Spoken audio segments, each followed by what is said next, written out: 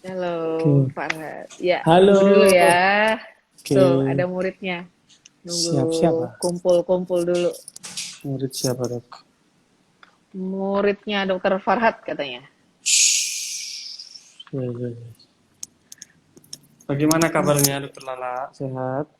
Sehat, Alhamdulillah. Dokter Farhat bagaimana kabarnya?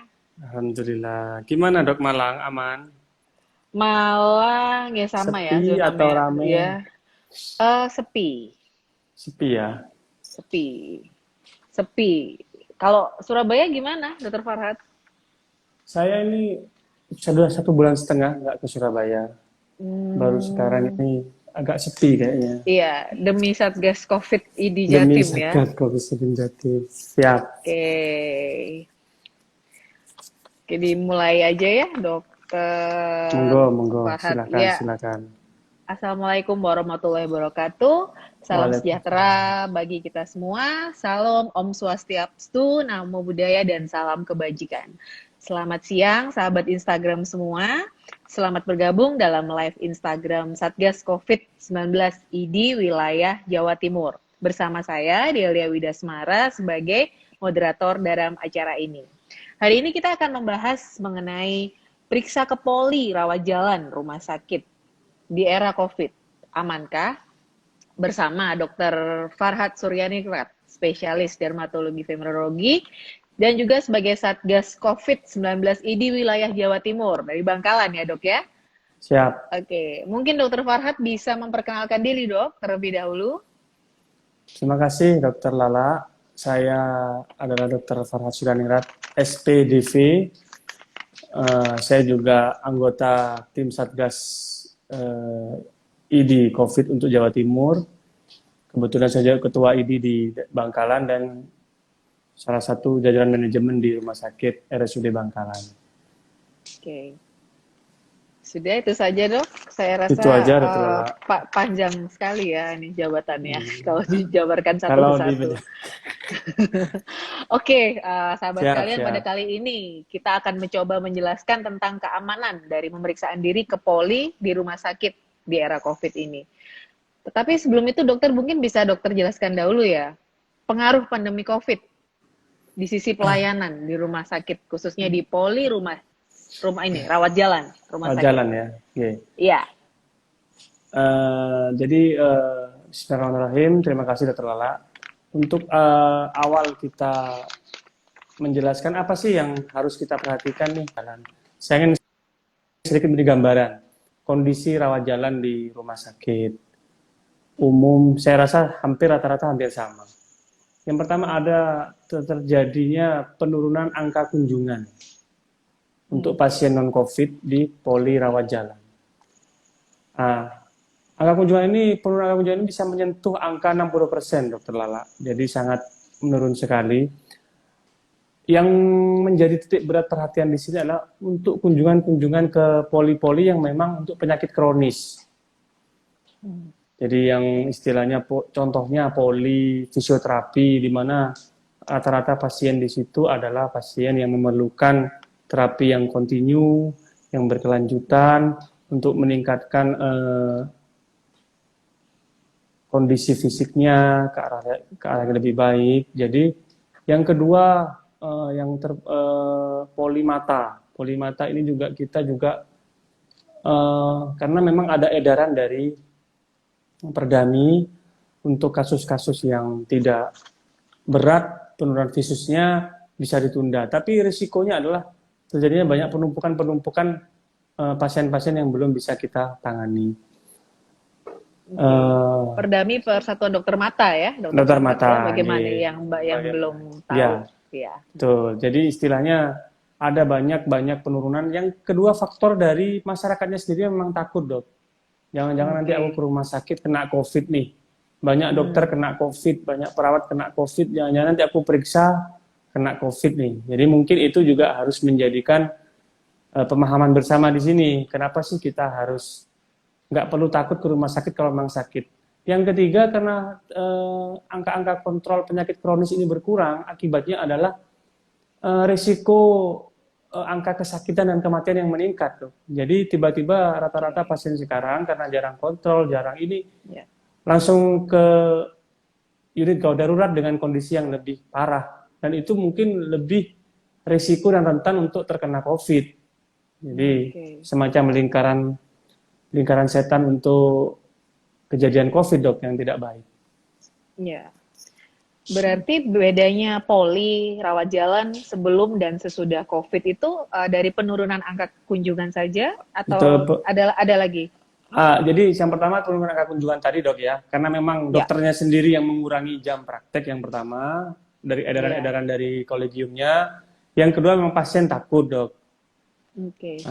Yang ketiga itu tadi memang kondisi COVID ini, yang kondisi masyarakat terhadap penerimaan tentang COVID ini yang membuat masyarakat kadang-kadang kalau bisa ditahan kita nggak usah lah, dan itu lebih membahayakan lagi untuk terutama untuk teman-teman masyarakat yang mempunyai penyakit kronis seperti kencing manis, gagal ginjal, Penyakit kronis, darah tinggi, itu yang terutama harus tetap kontrol sebenarnya itu, dok, pesan yang ingin kami sampaikan.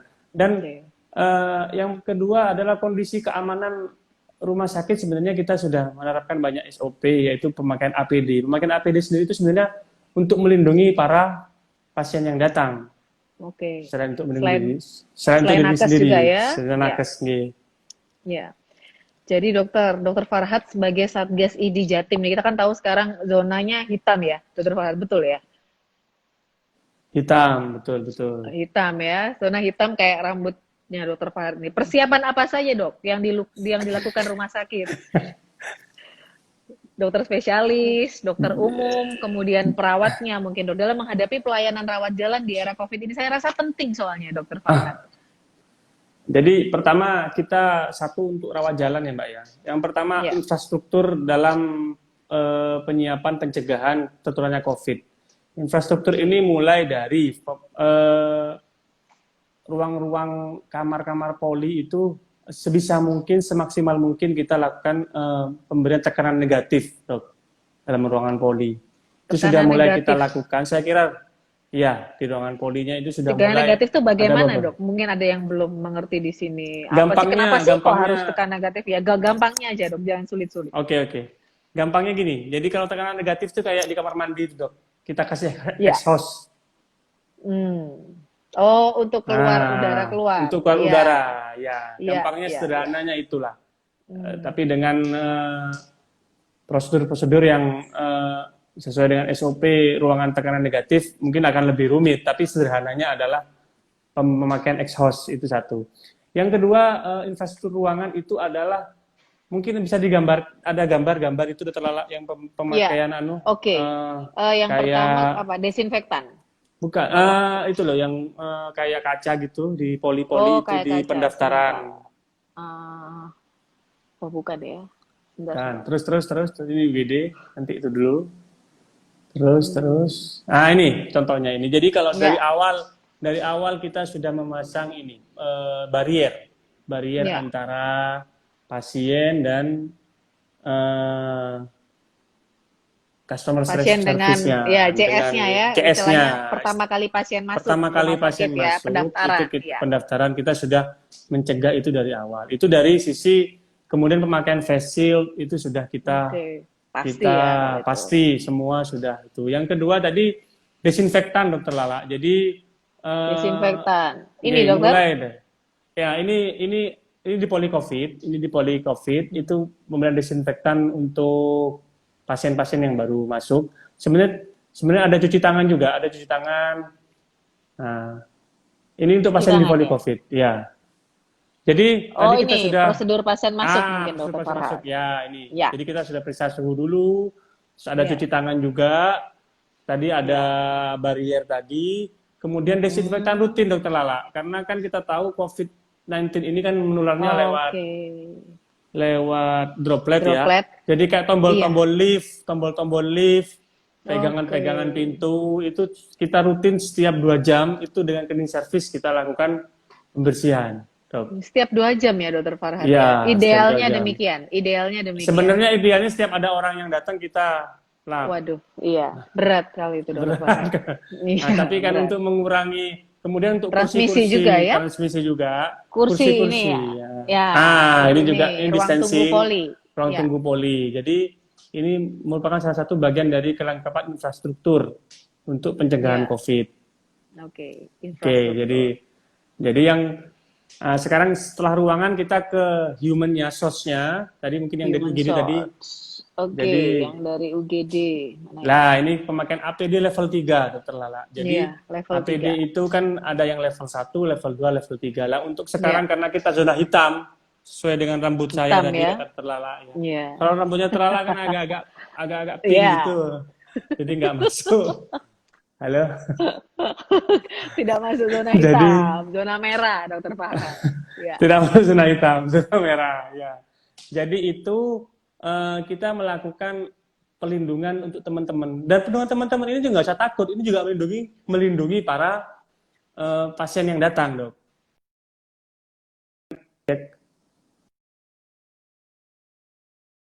Ini juga untuk yang hadir. Halo, Iya. masuk Ya, terlala. halo. Masuk, Oke. aman. Jadi untuk melindungi teman-teman yang juga masyarakat yang periksa ke poli rawat jalan ataupun ke IGD. Iya, iya, iya. Itu terlala. Mungkin ada pertanyaan lagi dari teman-teman Oke. atau dari terlala. Gini, poli apa saja, Dok, yang bisa dibuka di selama Sebenarnya COVID-19 ini? sama COVID-19 ya. Sebenarnya semua poli kita bisa buka, Dok. Cuman memang ada beberapa poli karena edaran resmi dari perhimpunannya, dari organisasinya, contohnya poli gigi. Poli gigi itu sampai sekarang dokter gigi itu belum berani untuk melakukan tindakan-tindakan yang minimal invasif seperti istilahnya apa kalau di dokter gigi itu ya, kayak ngebor, kayak tambal, cabut, ya pokoknya yang istilahnya yang rumit-rumit lah di dokter gigi itu memang belum, edaran dari mereka belum bisa dibuka, jadi hanya elektif aja. Tapi kalau selain itu, sebenarnya kita sudah open, Dok. Open. Poli kulit termasuk boleh buka ya, Dokter Farhan? Oh boleh, poli kulit itu boleh kontaknya sekali, ya? minimal. Silahkan kalau periksa ke poli kulit aman, insya Allah. Insya Allah aman. Dengan protokol. Ya. Terus gini dokter, kan di rumah sakit itu ada pemeriksaan tambahan ya, seperti lab, radiologi. Betul ya Dokter Farhat ya? Itu bagaimana dok selama COVID-19? Ya. Betul ya. Ini yang satu yang tetap ya, kita fokus COVID-nya. Yang pertama adalah mencegah atau memutus rantai penularan. Kalau di poli-poli radiologi itu sebenarnya kita karyawannya juga tenaga radiolognya juga memakai pakaian APD level 3, Dok. Gitu. Tenaga lab juga memakai APD level 3 juga, sama semua. Oke. Kemudian operasi elektif dok, seperti apa ya, kita kan tahu di rumah sakit itu pasti kan bukan hanya dokter kulit aja ya Dokter Farhat ya. Betul, ada objin, ada mata, ada bedah. Nah ini bagaimana dok terkait operasinya? Nah ini sekarang memang yang jadi kalau di rumah sakit pemerintah dok. Ya. Rumah sakit pemerintah itu kita sekarang karena memang kita ada banyak pandemi COVID ini sedang berlangsung dan zona hitam. Setiap pasien yang datang itu kita rapid dok. Prosedur tetapnya kita akan melakukan rapid. Datang atau mau operasi dok? Mau operasi. Jadi pasien yang di UGD yang elektif ataupun yang situ screening awal kita lakukan rapid test untuk semua pasien. Nah, dari yang rapid test itu dok, kita sekarang membagi lagi. Jadi kalau dulu kan ada operasi elektif dan operasi emergensi. Ya. Nah, sekarang ada lagi istilahnya tengah-tengah. Operasi ya, jadi istilahnya zona abu-abu ini mungkin. Zona abu-abu ya. Jadi memang orang yang elektif, ya teman-teman yang masyarakat yang memang operasinya elektif tapi dia butuh segera. Contoh kasus-kasus urologi seperti itu kan memang kadang-kadang memang belum situ ya dok ya. Kalau kita tidak urologi, mengerjakan, ya. Nah, kalau kita teman-teman tidak mengerjakan, kasihan teman-teman yang retensi urin, yang walaupun tidak situ, masa dia pakai kateter beberapa bulan, risiko infeksi kan tinggi. Jadi tetap kita layani. Pasien urologi ya. Kalau yang emergency tetap lanjut, Dok. Tapi yang Oke. ada yang semi emergency istilahnya tetap kita buka. Kita mulai lakukan operasi-operasi. Ya. Terus begini, Dok. Kan biasanya ada pasien ya kalau kita ke rumah sakit, ada yang langsung ke rawat jalan ya, ada yang langsung Ya, ke rawat jalan, ada juga yang langsung ke IGD. Nah, itu gimana, Dok? oke. Jalurnya beda Jadi atau memang gimana? jalurnya beda. Jadi gini, sekarang ini kan karena kalau di tempat kami ya saya rasa hampir mirip-mirip. Karena kondisi masyarakat itu kalau nggak sakit parah, sekarang nggak ke rumah sakit, Dok. Jadi Iya. sepertinya teman-teman masyarakat ini lebih suka langsung tiba-tiba ke UGD. Oke. Jadi angka kunjungan UGD kita naik, tapi angka kunjungan rawat jalan kita turun. Karena memang di UGD kan sebenarnya banyak masyarakat, banyak pemeriksaan itu yang bisa dilakukan di rawat jalan. Dan Ya. pemeriksaannya sebenarnya lebih lengkap dan lebih spesifik dan lebih teliti. Cuman karena memang kondisi pandemi ini, masyarakat, aduh takutlah. Satu takut tertular, Takut ya. satu takut Ya. tertular, dua takut dianggapan statement dari masyarakat sekarang. Jangan-jangan kalau ke rumah sakit saya bukan sakit COVID, tiba-tiba saya nanti di sana sakit COVID nih. Iya, nanti Jadi memang ketularan. Stigma ya, Dok? ketularan pada stigmanya betul. Padahal Ah, masyarakat dengan kondisi fisik yang memang drop atau memerlukan pemeriksaan ke dokter itu iya. sebaiknya bisa lebih awal. Walaupun COVID pun itu angka kesembuhannya juga tinggi. Daripada Hmm, didiamkan dan tidak berobat, itu menyebabkan angka kematian yang meningkat, Dok. Nah, iya salah sih. satunya adalah angka kematian di Jawa Timur itu termasuk yang tertinggi, bahkan Makanya itu. melampaui DKI. Bagaimana Dokter Nah, Farhat ini sebagai Satgas COVID Jatim loh, udah main-main ini. iya, Dok, jadi angka kematian di Jawa Timur ini luar biasa karena orang memang tingkat kepercayaan kepada rumah sakit sangat menurun, Dok. Iya, Jadi oh iya iya orang iya iya. periksa ke rumah sakit sudah dalam kondisi terminal dan kondisi parah Hmm. sehingga eh, menyebabkan angka kematian konfirmasi dan PDP kita yang tertinggi, Dok, Oh, paling dibandingkan tinggi Jateng. ya. Iya, Luar biasa Jawa justru Timur itu memang. justru itu dengan adanya Dokter Lala ini maksud saya sebagai banyak followernya ya, Dok, bisa memberitahu Hmm. kepada masyarakat, periksalah sebelum memberat.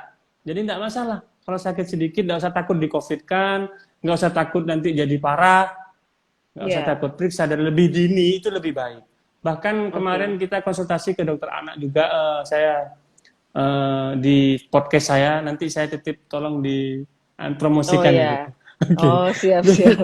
Artis juga Dokter Farhat ini. Iya, mau saya pengen seperti dokter Lala, artis juga. Iya iya, terus Jadi gimana gini, dong? karena orang-orang orang tua sekarang itu takut, Dok, periksa ke dokter Iya. anak, periksa ke poli anak. Akibatnya angka untuk imunisasi juga menurun. Jadi risiko Oke. ancaman wabah baru Oh, oke. seperti polio, measles, Hmm. rubella itu Iya, juga meningkat, Dok, sekarang iya. kejadiannya. Begitu, Dok. Itu komennya banyak muridnya Dokter Farhat juga ini di sini. Mana muridku? Ada Jangan-jangan ada. ada ya, Terus gini oke. Dokter Farhat ya. Gimana Apa gimana? yang harus pasien persiapkan ke poli rawat jalan, Dok? Misalnya ya, pasien memiliki keluhan gejala COVID nih, ada demam, ada batuk pilek. Apakah langsung ke poli COVID atau nanti akan disaring sendiri oleh rumah sakit? Terus kemudian pasien apa boleh sekarang kan gini, banyak kemarin ya Dokter Farhat Hmm. agak viral ya, kalau masyarakat pakai masker bedah dihujat, ya kan? Masyarakat pakai ini dihujat. Itu bagaimana Dokter Farhat sebagai zona hitam loh ini? Boleh apa enggak nih pasien pakai masker bedah?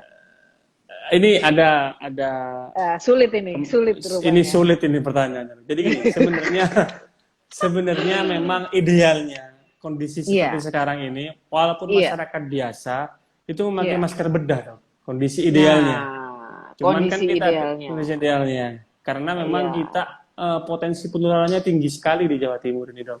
Cuman kan kita Oh, mempertimbangkan ah, tingkat saya ini, punya dok. gambar dok, saya Oke, bantu. oke. Ya, Gimana toh. nih? Ya, Ini ada masker bedah, itu surgical mask, diterangkan dok. Kan virus ya. bisa 95% loh itu. Oke, oke. Jadi kan Ah, kalau kita tetap teorinya adalah untuk COVID ini tetap yang terkini adalah droplet infection. ya, Kemungkinan untuk aerosol juga ada di lokasi-lokasi tertentu. dengan Ya, tingkat kepada. Jadi memang kalau untuk idealnya dok, ya. masyarakat dan dokter itu minimal menggunakan masker bedah Nah, minimal idealnya kan ya, Dokter idealnya Farhad ya. ya. Oke, Cuman idealnya. karena idealnya, cuman karena kita Ya, mempertimbangkan kondisi kondisi ekonomi, ekonomi. harga, Bareng kita ekonomi, berarti nomor satu memang. Nah, Setuju. ya Ya, minimal dengan masker kain itu tidak masalah dok. Karena kan yang penting adalah jaga jarak, tetap cuci tangan, dan potensi aerosol itu kan tertinggi di daerah yang tertutup dok. Daerah tertutup ya. contohnya di ruangan ber-AC, di ruangan itu potensi aerosolnya meningkat untuk penyebaran saya aerosol. Jadi mungkin jaga jarak dan setelah ngobrol mungkin langsung keluar ke udara bebas. Jadi untuk mengurangi viral load Tertularnya ya. tertularnya begitu. Oke. Selain cuci tangan, pakai Cuci tangan. masker dan Oke. physical distance ya, Dokter Farhad. Siap, siap, Iya, selain bawa hand sanitizer sendiri. Oh iya, Dokter siap. Farhad, kalau baju dianjurkan yang lengan pendek atau lengan panjang? Ini saya nggak bicara yang berjilbab ya, misalnya yang tidak. Jadi gini dok, intinya adalah selama kita cuci tangan, lengan pendek lebih baik dok. Cuman Oke. masalahnya kalau lengan panjang kan kita harus istilahnya, tapi lengan panjang pun tidak ada masalah dok. Yang penting tidak ada, kan reseptor dari COVID ini kan mata, mukosa mulut dan mukosa hidung. Selama Iya. tidak menggaruk-garuk, tidak mengenai ketiga mukosa itu lebih safe gitu dok. Oke, terus ada pertanyaan gini dok, ini kan poli misalnya rame ya Ya. dok ya, berapa sih idealnya, berapa jam sih kita menunggu di situ amannya, ada nggak waktu amannya, atau sesuai dengan jumlahnya, atau gimana dokter Farhad? Kalau ideal resminya dok ya belum ada, saya belum pernah mendapatkan Resmi. guideline panduannya ya. Cuman Iya. idealnya adalah angka kontak itu kan angka kita dalam satu ruangan ini tidak lebih dari 20 menit dok. Tidak Kalau lebih dari dari 20 menit, menit. ya. Oke. Jadi Ya, kalau ya. istilahnya dengan space jaraknya sudah ada, itu kalau mengurangi paparan viral load yang keluar dari mukosa yang kita saat bicara ini dok, dropletnya gitu dok. Oke, oke. Terus kemudian kejujuran pasien, dokter Farhad, bagaimana ya supaya pasien itu jujur? Kan sekarang banyak juga ya kita bicara yang kemarin-kemarin ya, karena nakes tertular karena tidak jujur pasien dan sebagainya. Itu fase awal dok, fase waktu belum Fase awal ya, transmisi sekarang udah lokal. nggak ada ya. Sudah nggak Sekarang ada, udah kita nggak sudah ada. menganggap di depan kita adalah COVID dok. Itu Oh sudah iya betul, istilahnya. setuju. Kalau Oke, fase dokter awal Farhad. dulu, fase imported case namanya, itu kita memang Iya. sangat penting sekali untuk analisis. Tapi sekarang banyak kejadian di tempat kami dok, orang yang tidak pernah kemana-mana, tidak pernah kontak ke luar negeri, tidak pernah keluar daerah, tapi ya tetap terkonfirmasi karena sini sudah transmisi lokal dok. Jadi nggak bisa kita menganggap Anda dari luar negeri sudah nggak relevan kalau saat ini. Sudah nggak relevan. Mungkin Oke. dari Surabaya ini, mungkin dari Wuhan, Cina dok. Kalau ketemu kita mungkin Anda dari Surabaya ya. Takut. Nah, Nggak boleh masuk. Nggak boleh masuk. Oke, gitu ya. Iya, iya. Terus gini dokter Farhad, perkara rujukan ini dokter Farhad. Gimana? Rujukan. Nah, misalnya kita selama ini pasien rujukan rumah sakit tipe A ya, atau Ya. B dan C. Berarti kan harus meminta rujukan ke puskesmas dulu, atau klinik, atau rumah sakit yang tipe D. Nah, lamanya itu nanti apa ada transmisi dan sebagainya itu bagaimana sebaiknya dokter Farhad? Ada usulan untuk pasien-pasien BPJS dok, sebenarnya sudah ada program namanya telemedicine. Jadi di BPJS itu sudah ada mengurangi kontak dokter-dokter keluarga, dokter-dokter FKTP tingkat pertama itu juga sudah diwajibkan meng-download aplikasi online BPJS. Jadi untuk teman-teman yang dengan kartu BPJS itu bisa konsultasi via online dengan FKTP tingkat pertama. Nah, dari situ dok, itu juga satu mengurangi angka kontak. Yang kedua mengurangi antrian. Jadi kalau teman-teman yang di FKTP tingkat pertama, teman-teman dokter umum yang dokter keluarga, itu untuk pasiennya, untuk meminimasi angka kontak sudah ada aplikasinya. Saya kira sudah pada tahu ya. Aplikasi online.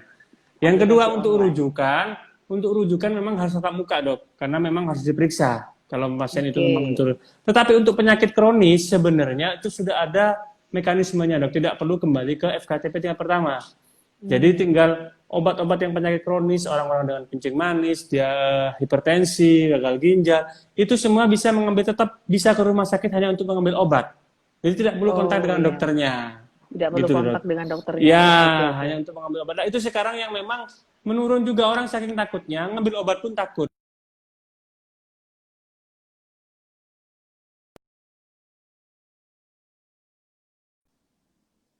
Halo, halo, halo, halo. Halo, jelas ya suara saya? Oke, oke, oke. Oke, masuk. Oke. Ya. Nah, Telemedicine, dokter. Yang tadi kan dokter kan menjelaskan ah, telemedicine ya. Kasus apa oke. saja yang bisa menggunakan telemedicine? Semua bisa atau hanya sebagian? Kalau yang di FKTP, Dok, sifatnya jadi gini, sekarang itu BPJS itu sudah membuat aplikasi online. Jadi di situ karena sekarang pembayaran kapitasi itu berdasarkan berbasis kinerja. Jadi Hmm. angka kontak untuk pasien yang di FKTP tingkat pertama itu dihitung. Jadi di situ semua bisa dikonsultasikan ke dokter Mhm. keluarganya. Jadi Oh, tidak dokter keluarga.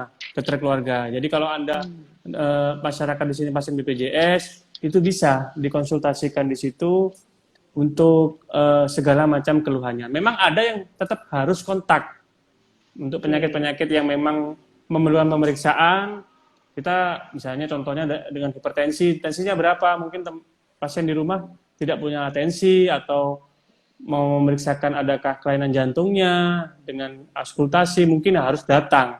Tetapi Oke. konsultasi segala macam itu bisa, Dok. Nah, itu yang Oke. di tingkat pertama, Dok. Kalau yang di FKTP rujukan di rumah sakit nih, bisa nggak, Dok, telemedicine? Nah, kalau rujukan ini kan lebih ke spesialistik, Dok. Jadi agak sulit kita menerapkan suatu pola-pola telemedicine.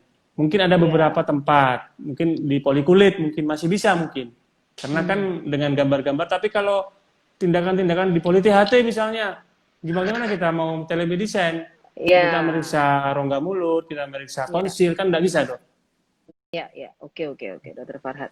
Oh ya, Dokter Farhat, kalau kita ke Poli rawat jalan, apakah ada suatu kewajiban swab dulu atau rapid test dulu mungkin, Tidak Dokter ada, Farhat? tidak ada, Nggak Dok, ada tidak ya? ada, tidak ada. Sama sekali Silakan tidak aja, ada ya? tidak ada. Jadi tetap untuk teman-teman yang gejala dini, gejala awal, silahkanlah periksa ke polres jalan sebelum itu memberat. Itu Betul, kunci setuju. utamanya di situ, Dok. Kunci utama ya. Ya, Dokter Farhat, rumah sakit di Jawa Timur atau di Surabaya, misalnya kita bicara yang paling gede ya, ya Dr. Sutomo. Sutomo, mungkin sudah full atau bagaimana nih Dokter Farhat? Maksud saya Eh, gini, un- apakah tidak ada kemungkinan membuka rumah sakit khusus COVID seperti mungkin kayak COVID. contohnya kayak Wisma Atlet, contoh itu di Surabaya gimana dok? Ada Sebenar, wacana ke sana atau gimana? sebenarnya waktu kita pernah, waktu itu saya sebagai manajemen rumah sakit ya, Dok, pernah Oh, luar diundang biasa. Bu Sebagai apa dok? Hovifah. Ya, Oh sebagai ya, perwakilan rumah sakit. sebagai anu ya ya dok. Iya, iya. Jadi waktu Ya, itu pernah ada wacana seperti itu, Dok. Sebenarnya RS khusus COVID kita sudah, kalau tidak salah sudah berjalan, Dok, di RS sudah di berjalan ya. Indrapura, di Indrapura. Indrapura. Nah, Oke, ya ya ya cuman ya. memang itu hanyalah untuk kasus-kasus OTG, Dok. Kasus-kasus OTG. Jadi Tanpa kasus-kasus yang gejala. tanpa gejala. Nah, untuk Oke. kasus-kasus yang berat, Ya, itu kan rujukannya di Surabaya ini Rumah Sakit Dr. Sutomo, Dok, dan Rumah Sakit ya. FK UNER. Hmm. Rumah Sakit FK UNER Erlangga FK yang Uner di, ya, iya. ya. Nah, itu yang memang sering kali terjadi overload pasien, Dok, di situ. Di situ Nah, ya. ya, untuk membuat rumah sakit yang ke arah yang seperti Dr. Sutomo dengan kelengkapan ventilator, tenaga ahli ini banyak infrastruktur yang diperlukan, Dok. Saya Iya, rasa eh, pikiran ke arah situ mungkin sudah ada, Dok. Cuman memang kita lagi mempersiapkan sambil menunggu angka R dari COVID ini iya. bagaimana, angka kematiannya, angka Apakah positifnya, melandai, apakah apakah melandai, apakah naik. melandai lah Dokter Farhat. Ya kan ada Amin, Dokter amin, Dok. Farhat Amin. sebagai Siap, siap. Satgas COVID-nya. Siap, Dokter, siap. saya sering melihat nih sekarang pada fashion fashion pada COVID ya. Fashion Face Bank. shield face shield saja tanpa menggunakan masker. Pendapatnya Dokter Farhat mungkin atau ada boleh sedikit di Jadi ini apa namanya sebenarnya direview. fungsi dari face shield itu dengan masker berbeda sebenarnya, Dok. Nah, ya Jadi tolong gini, Dokter Farhat di edukasi. jadi kalau masker itu mengurangi potensi aerosol Ya. dan droplet secara Aerosol, bersama. aerosolnya Aerosol gimana? ya. Mungkin banyak yang belum Aerosol tahu. itu gini, jadi kita menghirup nih tatap muka begitu, Dok. Ya, Ya. itu aerosol. Kalau droplet ini Oh ya.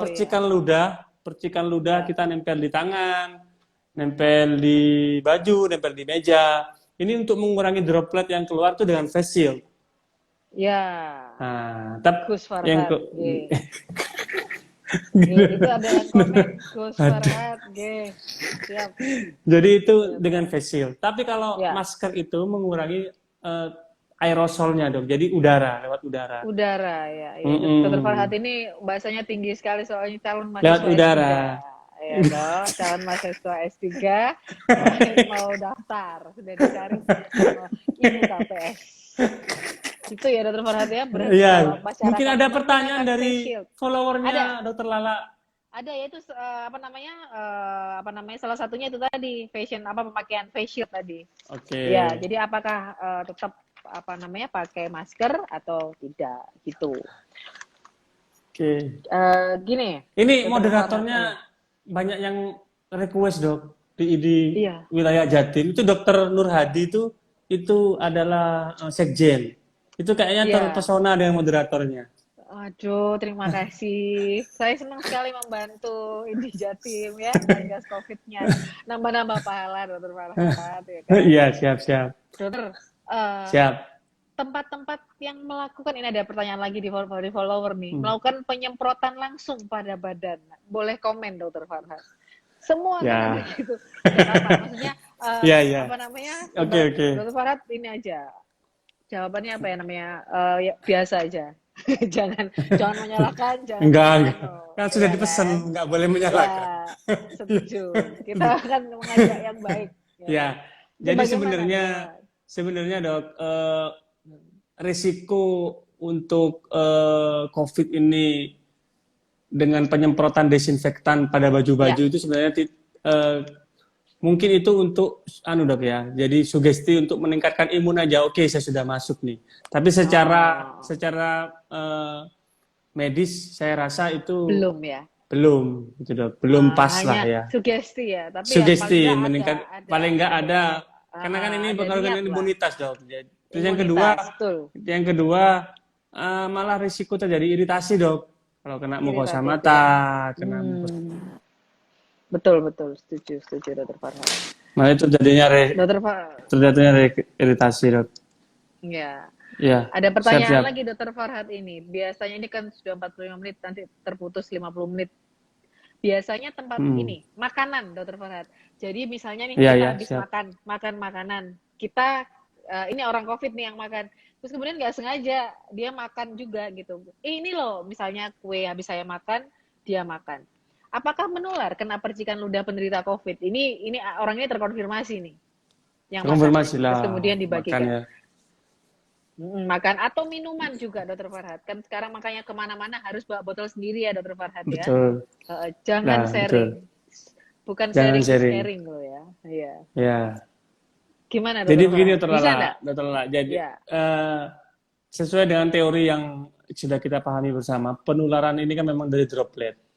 Ya. Jadi percikan ludah, percikan makanan, sisa-sisa makanan yang memang ada percikan ludah kita, itu memang resiko untuk penularannya cukup tinggi, Dokter Lala. Memang sebaiknya kita memang Hati-hati. dalam tanda kutip new normal ya. New normal itu Ya. dalam tanda kutip kita harus membawa tumbler sendiri. Ya. Kita harus membawa hand sanitizer sendiri karena memang untuk mengurangi risiko tadi. New normal Ya. itu iya begini nih kehidupan kita ke depan, nongkrong-nongkrong di kafe. Normal banget ya kan? Ya, betul. New Jadi kalau ke normal yang kafe, nggak normal. kalau Ya, ke kafe kita juga kafe harus apa ini Dokter? ya, ya kalau Dokter Farhat nggak boleh tahu ini. Gus lihat loh ini. iya, enggak kalau Semuanya. nongkrong di kafe itu Iya.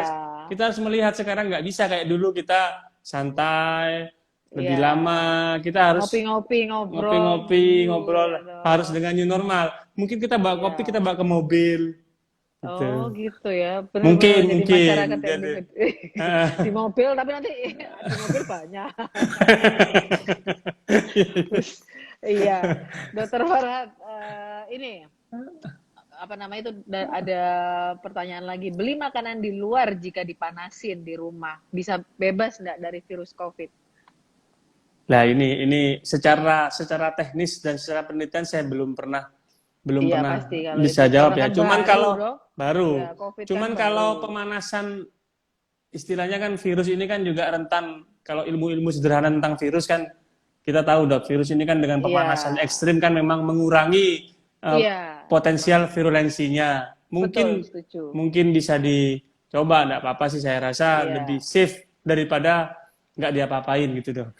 Coba pertanyaannya Pak Susilo, tapi saya tidak berani bilang karena ini nanti yang nge-save ini di ini Instagramnya ini kok boleh Satgas dugem. COVID. Ini di kick aja Pak, Bro Terlala ini tidak mendidik pertanyaannya, dibuang aja ini. Iya, Terus Pak setuju, Susilo setuju. itu. Iya. Dibuang nanti kamu bahaya loh. Dokter Farhat, mungkin sebelum kita akhiri nih, boleh nggak Siap. pesen ke masyarakat sebagai Satgas ID Jatim? Yang zona hitam berarti kan boleh bisa diikuti dengan zona-zona merah kan berarti. Siap, siap. Panutan lo ini, awas hati-hati berbicara. Iya, iya, siap, siap. Beban saya ya. Kok jadi beban saya? Tapi nggak beban padahal. Nggak apa-apa, ya kan. Oke. Dokter, sebelum pesan tadi ada virus yang menempel di makanan bisa bertahan berapa lama? Mungkin kemarin-kemarin sudah ada ya dok ya, di kayu berapa lama, di udara berapa lama, G. Bisa dijelaskan? Untuk detail saya kalau lupa ya dok ya. Untuk detailnya lupa. Cuman intinya begini dok. Intinya begini. Kalau di barang-barang logam, barang-barang kayu itu lebih lama dia. Oke. Jadi barang-barang yang logam kayak nikel itu kalau nggak salah sampai beberapa hari. Jadi kayak dipegangan HP gini-gini nih, itu lebih lama. Kalau yang bersifat organik itu tidak begitu lama. Jadi saran kami barang-barang seperti HP, plastik-plastik seperti ini sering dicuci dok. Sering dicuci, sering didesinfeksi ya? Didesinfeksi ya, betul. Kalau HP dicuci nanti kalau mati, maksudnya yang belikan atau gimana? Dioles dok. Maaf. Iya, dibersihkan dengan alkohol yang rajin, betul. Ya, setuju ya. Setuju. Dokter Farhat boleh minta pesan terakhir kepada masyarakat, jangan terakhir lah ya, pesan kepada masyarakat. Jangan terakhir, saya takut ini. pesan kepada masyarakat. Biar ini tentang COVID ini bagaimana? Boleh buat nakesnya gimana, untuk masyarakatnya bagaimana? Dok, satu lagi tuh dok, ada virus ibu pada bayi. Lah ini dokter SPOG nanti itu bikin live baru. Iya, nanti ada sesi. Baru nanti ini usulan baru nih, bagus ini. COVID pada bayi, nanti dokter Satgas Jatim akan membuat IG lagi nih, biar lebih terfokus dengan SPOG, lebih jos. Iya, lebih bagus dan jawabannya lebih spesifik.